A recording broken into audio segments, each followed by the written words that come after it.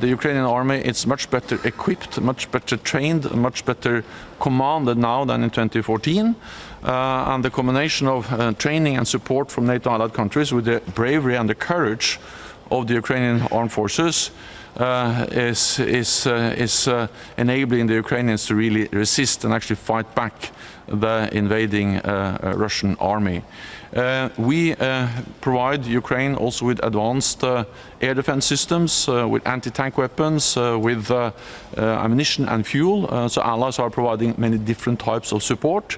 But we have also made it clear that we will not send in NATO troops on the ground or NATO planes in the air. We do that because we have a responsibility to ensure that this conflict do not escalate beyond Ukraine. That will cause even more suffering, even more death, even more destruction. And to declare a no-fly zone over Ukraine means that we need to impose it. And to impose a no-fly zone means that we need to massively attack Russian air defense systems in Russia, in Belarus and in Ukraine, and also be ready to shoot down Russian planes. And then the risk for a full-fledged war between NATO and Russia will be very high, and that will cause more death and more destruction. You mentioned yesterday that if chemical weapons are used in Ukraine, it could have a direct impact in NATO countries. Could this be considered an attack on a NATO ally?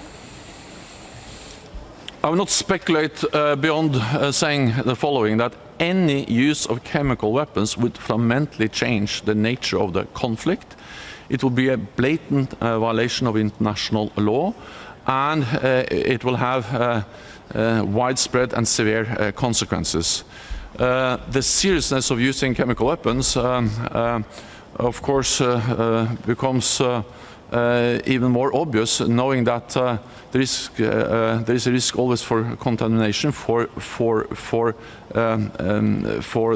that the chemical agents are spread over bigger areas. So this will be a catastrophe for the people of Ukraine, but of course there is also a risk that we can see the spread of chemical agents also into NATO territory.